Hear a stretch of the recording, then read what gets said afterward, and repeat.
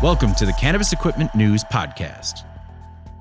Hi, I'm David Manti, and welcome to a new episode of the Cannabis Equipment News Podcast. With me this week are Francis Descoteaux and Jonathan Bosse with Sumo Cannabis. Thank you both very much for joining me today. Our pleasure. It's a pleasure. Francis, I'd like to start with you. How did you get your start in the cannabis industry? Well, I've been passionate about cannabis. I've been consuming cannabis since I was in the early 20s. Always been a big sports fan. I do sport myself too, but and I never really liked alcohol, so cannabis was my drug of choice. But I did my way. I became a psychologist, but I was always waiting for the opportunity for it to be legal as a consumer. But when Justin Trudeau started talking about legalizing it when he was running for prime minister here, I started talking to Joe about hey, let's get into the business. At first, I thought it would be like a model. I was naive. I thought it would be a model a bit like Colorado. So more chance for small business, mamas and papa's shop, but it's not the case here. It's we didn't know in what we were getting into, because it's you need a lot of money. It's really structured, and being small in Canada, it's not an easy thing to do. But that's how we got in. Jonathan, how about yourself? How'd you get into cannabis? Like cannabis, a bit like what Frank said about I consumed that since a while. So I always liked that plant. I was defended when it came to legalization and all the stuff that we heard, and it wasn't on science. So you bring science, you talk. I did a lot of things like that, like debates or things. It was important. It was an important topic for me. And I'm a social worker. I was a social worker, and I was working with Frank. And when Justin Trudeau talked about that, we said, okay, how can we do that? And so we start from scratch, and we had a personal license to start to play with the plants. And and after that, we arrived with a big factory. We met Eric, and which is a businessman. We're not, as we said, and we needed that part of the equation. And Eric was is a pretty well known businessman here in the region. So he got some investors on board, and we're working, the three of us, since I'd say 2018 at least. And the three of you are co-founders of Sumo, correct? Yep. So tell me a little bit about Sumo. What is it that sets you guys apart in the Canadian cannabis landscape? Well, we're pretty new. We got our license just at the beginning of this year. So our product is not even in the market yet, because we had a couple of harvests, and we're about to get our product in market. We want to transform it. We want to check our options before getting it into the market.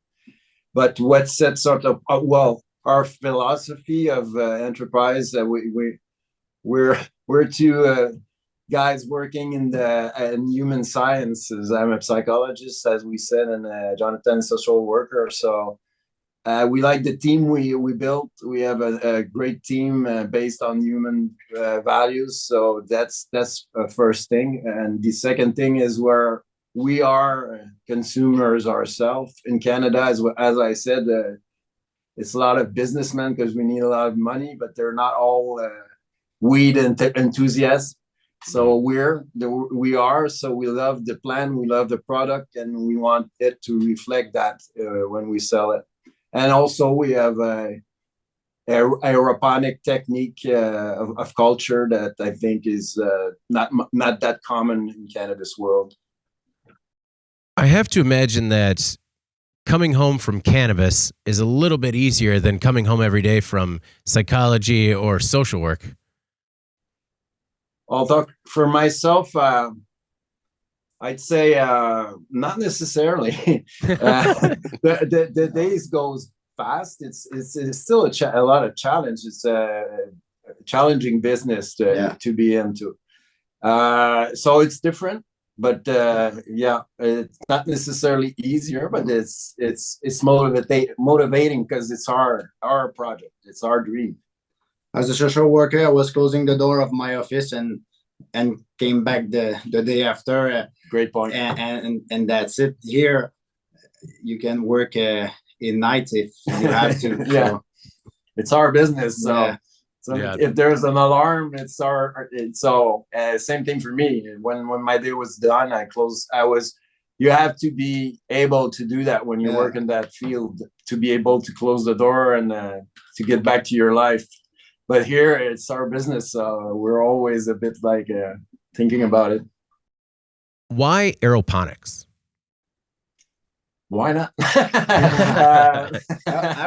Aeroponics has a good advantage for the saving nutrients, saving a lot of cleaning time, saving water, much less waste. Yeah. You don't throw.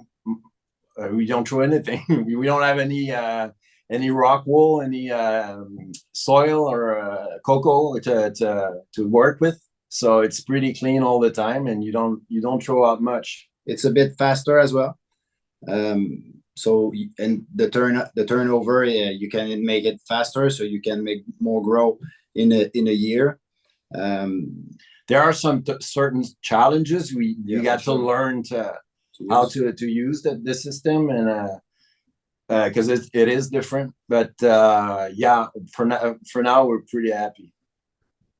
Another thing, sorry, it's at the end when you do the flush because you have all the roots there, you can flush easily, and your product is there is no way that there is nutrients or any kind of salts, or everything is clean when we harvest, which gives a clean smoke and more pure.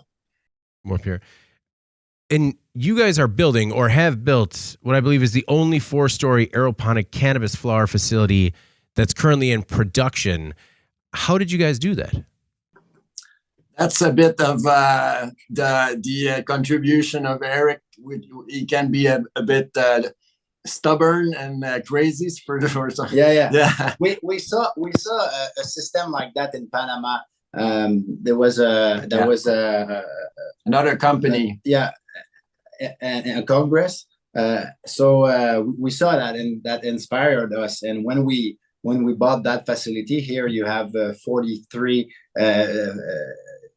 33 feet high. And we saw that. So it was like natural. It's all empty, all clean space. So we just did it. How can we be efficient and using all the space we had? And we work with Essence, which is it's already known and work in the cannabis field, and they already offer a 2-layer grow, but they don't not much more than that. So we had to work with them, and we'll work with our racking company here, Montel, and convince them that it could work, and we did it. Yeah. What is the benefit of having the 4 tiers maximizing the space? Yeah, for sure. It will help us to make 8 rooms like that. So it was a cost per feet decision, and maybe we will change some things inside the system. We will see in the future the face, but as for now, we are quite happy of that. The only challenges for now, and we're getting better at it, is the turnaround between harvest and the time we need to clean the rooms, because these are racking. How do you say that? It's movable racking, like in you know what I mean? In Skyjack. so our staff work in Skyjack, but they only can work like two Skyjack at a time, so it's longer for that. But we're getting better and faster for that. Yeah. What kind of yields and quality are you experiencing with your harvest? Right now we harvest Apex OG, and the first run was the trial, let's say the first batch. But what we did just now with the Apex OG, the flower are beautiful. We still work and learn on that.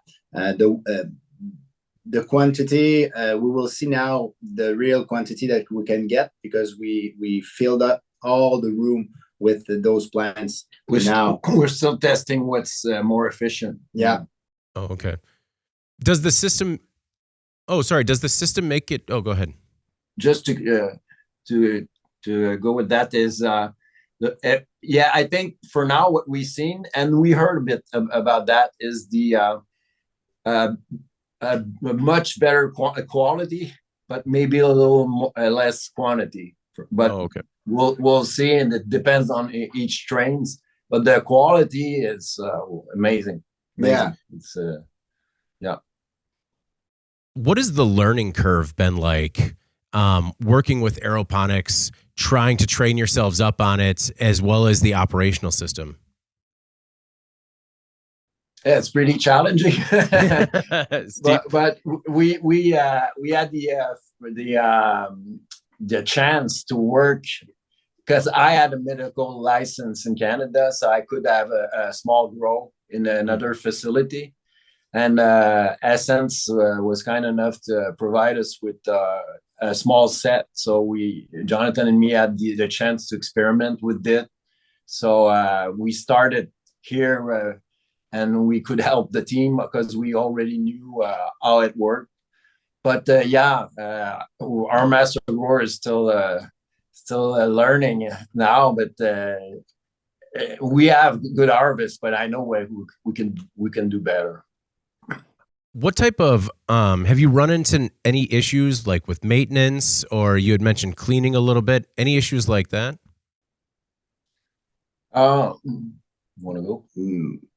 I would say no, not that much of the issues. Like you have to take care of the cleanliness. It's got to be clean between grows. It's got to be taken apart and put back together. That's what we learned. It's more efficient, and just because we have also a propagation machine from Essence, and it's important to clean it thoroughly between grows. Have you had any issues staying within the limitations of Canada's cannabis regulations, like the 30% THC or anything like that? That's a Quebec particularity, the 30%. Okay. Sorry. So it's mostly it's in Quebec that we are limited by the 30% THC.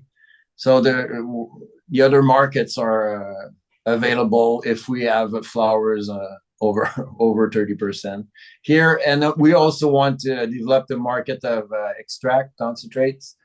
And in Quebec, it's a little limited because of that. But as I said, the other provinces are open for market with us. So sometimes we are happy to have more than 30. And sometimes we are sad. Depends. So it's depends on the market. It's funny. You had mentioned the water savings. What kind of labor savings are you experiencing as a result of going with the 4-tiered aeroponic system? It's because of the cleanness and all the fertigation. When you have to fill up the bottles and you forget them until the bottle is empty. So you don't have to touch that system or play with that a lot. We do some defoliation and all the stuff, but that's normal. So yeah, it's because there is no soil, there is nothing, so it's easier, it's cleaner. You have less time in the wash bay and everything. So it's a lot of small things that explain why it's cost efficient with the people. And actually we don't have a big team for what we do compared to others. So yeah, it's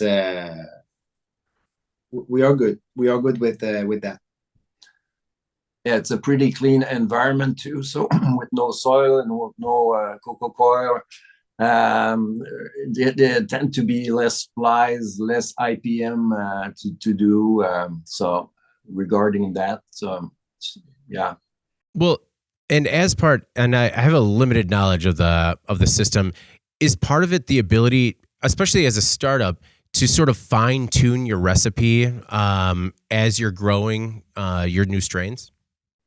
Exactly, totally.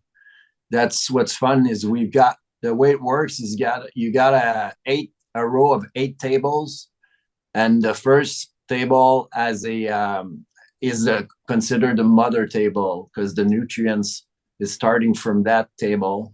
Underneath there's how do you say a tub? Let's say, yeah. There's a tub with the nutrients. The fresh water is coming in that tub, and the nutrients are mixing in that tub. All the sensors are in there, and they're feeding the 7 other tables. So yeah, you could isolate like 8 tables like that from 8 other tables and do some R&D to figure out what's the best recipe. How would you guys describe the state of the cannabis industry in Canada right now? It's a good question. Well, for me, like my knowledge of the market and what we do and what we always wanted, it's to make good quality. If you have real good quality, a good brand, for a decent price, you have a place in the market, and we will do the trouble with that. We are very exciting about into 2023. In the beginning of 2023, we'll start sailings, so it will be we are very exciting to see how the people will react on that.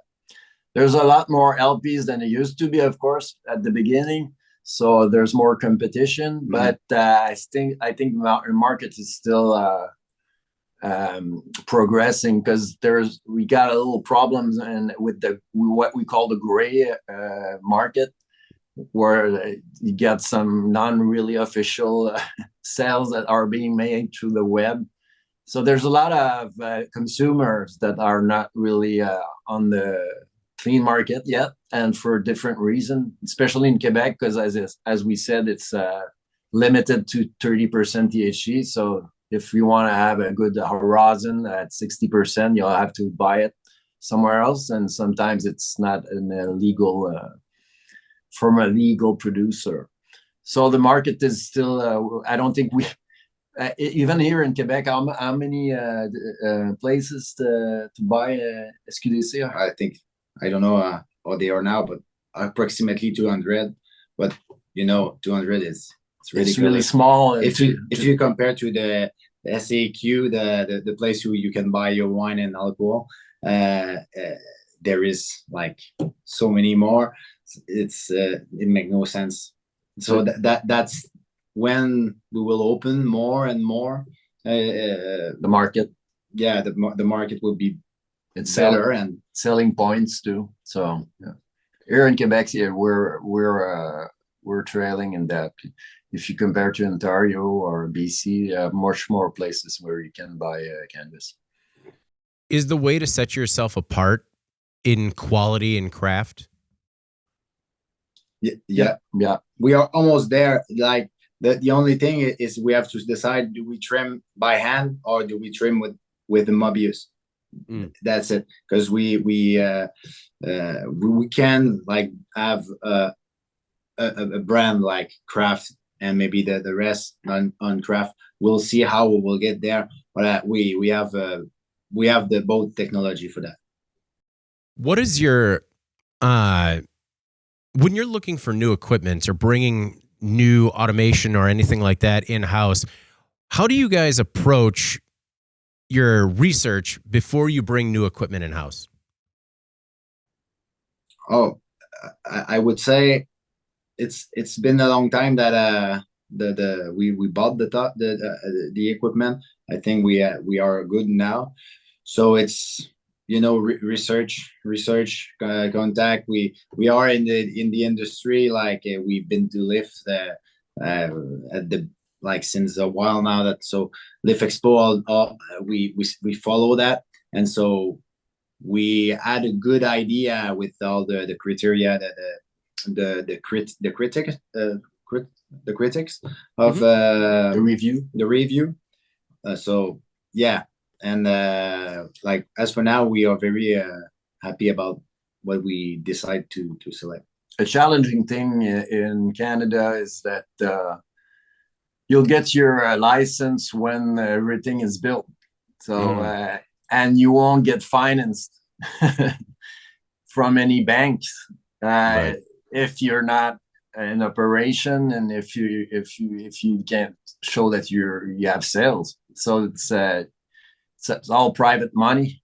So we have to take some we have to do a lot of work with small staff at the beginnings, mostly Jonathan, Eric, and me, and so yeah, we did the research, but now the team is growing, and the more and more we have more and more help for that to choose and to have a procedure to choose our equipment, and we'll have more budget to do so too. Okay. When you have a partner like Essence Grows, do you lean on them quite a bit for their expertise especially when you're in the initial stages of grows or throughout the entire process? Yeah, for sure, because there's a lot of little details, little problems here and there which are normal, but we have to stay in close contact, and even our master grower has contact with other growers working with the system, and everyone gives himself some help, and yeah. So yeah, and at the beginning they were with us, helping us understanding the system, and now we are quite more established on that. We the learning curve, it's not over, but it has been done. And they came and visit a couple times, of course, because a 4-layer is pretty exciting for them too. So yeah, we have a really great relationship with them. As connoisseurs, cannabis connoisseurs, have you enjoyed the product that you've created so far? Yeah, our last grow was pretty impressive because we pretty much are daily consumers. So takes a lot to to impress us, and it did. So yeah, we're quite happy about that. A lot of resin, and it's got to be a great strain to extract too. So yeah, for now the quality is there. What should the Cannabis Equipment News audience expect from Sumo going forward? We want to be funky. We want to present different strains, the strains that we don't see much on the market, and we always aim to be to sell good extracts. So in Canada, we have to go to that step 2 in the licensing process, which can be a long process too. So we're taking it step by step. We don't want to go too fast. We want to be in a quality company with quality product, but eventually we want to sell some solventless concentrate. We like rosin, we like bubble ash, all that good stuff that tastes good. Jonathan, same question for you. What are you looking forward to in terms of Sumo's product line, and where you guys plan to go? Being sexy and having quality. It's all right. like, yeah, it's the quality. When we are not happy about like what we have to be like on the coche, I would say in French. So yeah, it's what will enter inside the pot. The consumer will open it, and he will be happy about that. And we are very happy about what we see. That the products, the smells is good. We send it for lab, so we don't have the percentage yet, but we are very happy about what we see. Jonathan, have you ever had, since you started Sumo, that moment where you're like, I maybe go back and open that door at social work? Well, no. It's well, sometimes it's like we said, sometimes it's hard because we have a lot of things to think and to plan. So sometimes it's a challenge for sure. And but no, I never think at my whole life, it's we don't have time for that. we don't have time for that, and I'm very happy to have done that decision in my life. And I didn't want to do that all my life neither. So like I was looking for a solution to escape of that. And I'm happy that we are here and working and looking the camera and seeing the people doing bucking. We were 12 people bucking, and we were like, it's our team, and it's the beginning of the dream that we talk at school when we work together, and now the snowball get bigger and bigger, and then bring more people, and now we are there, and we have good quality products, so it's exciting. Francis, how about yourself? I mean, it sounds like you guys are really excited with the product that you're putting out and your new lives, as you say. Ed, have you ever had that moment where you're just like, I don't know if I made the right choice? No, never. Well, first of all, I'm still a psychologist. I've got some clients some nights, and I have a day still working for the schools where I used to work. So I get to taste a bit of that life too again. But no, it's such an exciting project. It's such it's so magical to be able to have. As Jonathan was saying, it was one of the things I was eager to see is the team with who are we going to work and what's going to be the Sumo family. That's so exciting too. That's the human part of the work. So yeah, we knew that that would be challenging, and it's always will be. It's a business, but I'll never regret jumping into that. Where did the Sumo name come from? We were at a certain point. I'm laughing because a lot of people ask that question. We were looking for names. A lot of names at the beginning here in the market in Canada that were like really bad. We have to confess they're really bad names. Always with the name Cana in it, or Ned, or it was like all the cliches. And we were looking, and the first name we got weren't that great either. But I was like consumed by that, and I had a woke dream. You know what I mean? In the morning when you know you're aware you're dreaming. I rarely have those, but I had one of those morning. It's because of the cannabis, maybe. And I saw a big sumo wrestler just doing his and between his hands there was a big fireball, and I just looked at him and I said, "Sumo, that's excellent," because it evokes a power, a strong power, and it evokes a bit like concentrated. The concentrated power, bang, it hits you hard. So we stuck with that, and it's a universal name. It's French. Everyone say Sumo. It's just four letters. So marketing wise, we found it was appealing. So that's where it comes from. That's excellent, guys. I mean, I can tell you guys make a great team. Is it easy working with each other? Oh yeah. Yeah, well, me and Jonathan we're friends. Yeah, why are you laughing? It's Oh, he had a look. He had a look. Yeah. no, we've been friends before, and I always said to Jonathan, I don't want this project or experience to waste that. I don't want to lose Jonathan through this experience. That's more valuable than me than Sumo. So that what makes it strong. I think we're a good communication. Also, it's important in team, and yeah, it's not there. We don't have any problem. Well, that's excellent, guys. And we build a team that is a reflection of that. We want people that have fun here and that are good workers, but that are pride. They have pride in our product and our company.